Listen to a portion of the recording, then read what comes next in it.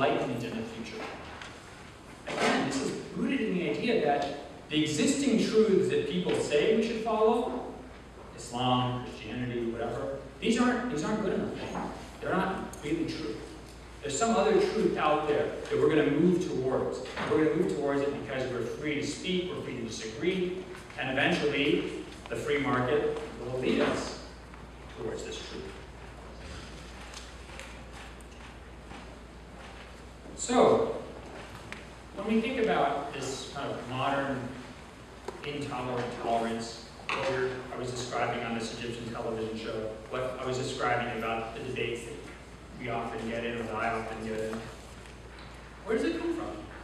Well, these kind of ethereal evocations of loving one another and loving your fellow man, these are the vestiges of a desacralized Christian morality. It's sort of groped for as one of the few resonating social chords in our society. These are the kind of leftovers of Christian values once the religion was ripped out and the transcendental tradition of Christianity and belief in the revealed text is sort of pushed aside. You have just these sort of echoes of love and sort of almost empty. Reminds me of when I go to weddings and I hear non-Muslim weddings, you hear people take a quote of the Bible, for example, from Paul, some of Paul's letters, and he's talking about love. And they take this and they read it at the wedding, and it's supposed to talk about how these two people love each other. But that's not what love Paul's talking about, right? For him, he's the love of God, love of Jesus. This is like a completely different kind of love. Love between this world and the transcendental world, the world of the divine. And it's sort of made into this very, almost, I don't mean to be dismissive of romantic love, but sort of cheapened love in this world. And it's kind of when we talk about loving your fellow man, it's a sort of vestigial Christian morality. The demand that religious people immediately cease and desist from judging others as either unfaithful or unbelievers, or of disapproving of certain lifestyles. These demands are rooted in a political ideology that considers the mutual recognition of all citizens' self-fulfillment to be paramount. So when I talk about Rousseau's political philosophy, this is this idea that you can't believe that someone else's belief is wrong. You have to respect their belief. It has to be true. You have to approve of their lifestyle. Because they're fulfilling themselves, and you have to acknowledge their fulfillment. You have to assist in their fulfillment. I think this comes from this phenomenon we see in the United States and in other Western countries today, and in Egypt. It's, I think, rooted in political philosophy like Rousseau's. Finally, the hostility, and I know people in the United States often talk about war on Christianity, and I wonder what the heck are they talking about? It doesn't seem like there's a war on Christianity at all. But this idea that there's a war on religion in the United States, you can see where this is coming from. Because I as a religious person, often I'm always getting bashed over the head for daring to believe that someone else's belief is wrong, or that somebody else's lifestyle is wrong. You know, they say you're being judgmental, you're being intolerant. Insert whatever word you want to insert about what I'm being, and that's what I am. Right?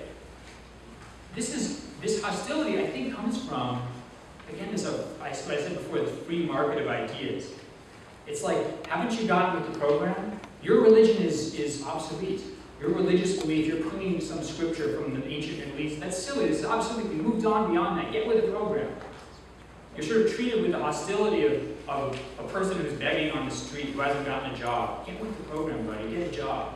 Don't drag the rest of us down. There's almost this notion that ideas have moved ahead, and if you're not going to move ahead with us, then how are we all going to move into this progressive future where eventually we'll all find the truth?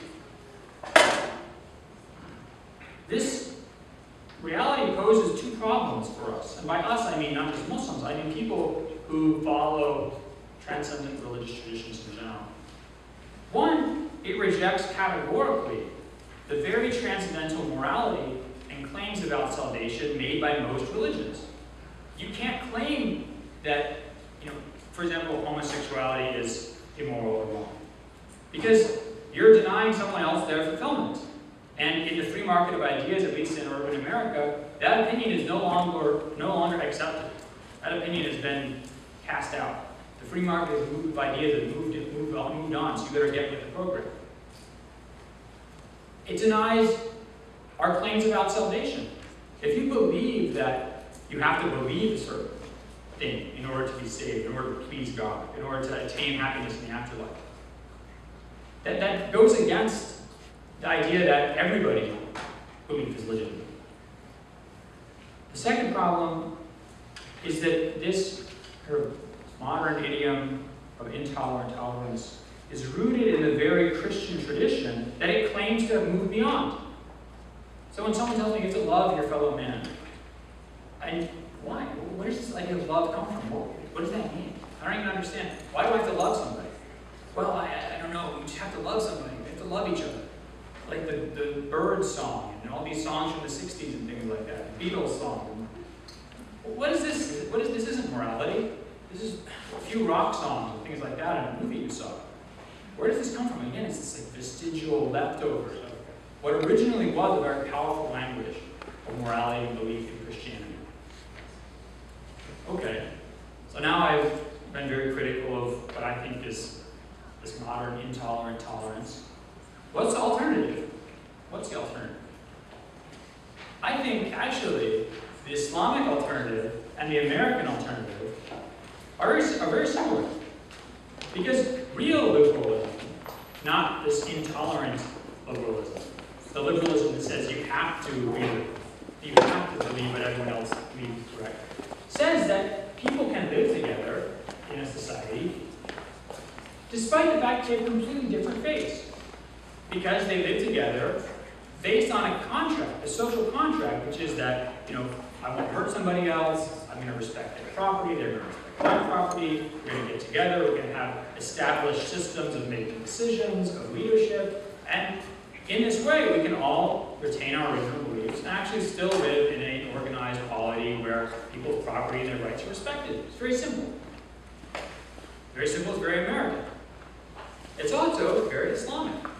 This is what I find, the Islamic tradition is absolutely fascinating. It's incredibly practical, but also totally committed to people's freedom of conscience. Totally committed to people's freedom of conscience. In Islamic law, there's a very clear distinction between, when we talk about iman, or faith, there's an iman al-shar'i, and there's an iman al-fitri. In one sense, your iman is your religious identity. I'm Muslim, I'm Christian, I'm Jewish, I'm Zoroastrian.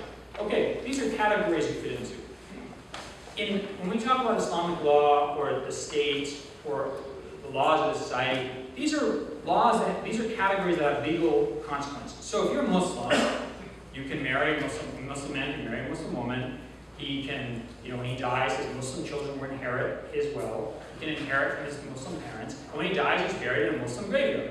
He can go to Hajj, he can enter Mecca, right? These are things that Muslims can do, non-Muslims can't do. By the way, at no point have we actually talked about what I actually believe, what this Muslim actually believes. For all we know, that Muslim is an atheist. For all we know, that Muslim is going to roast in hell for all eternity because he's a terrible person and doesn't believe in God at all.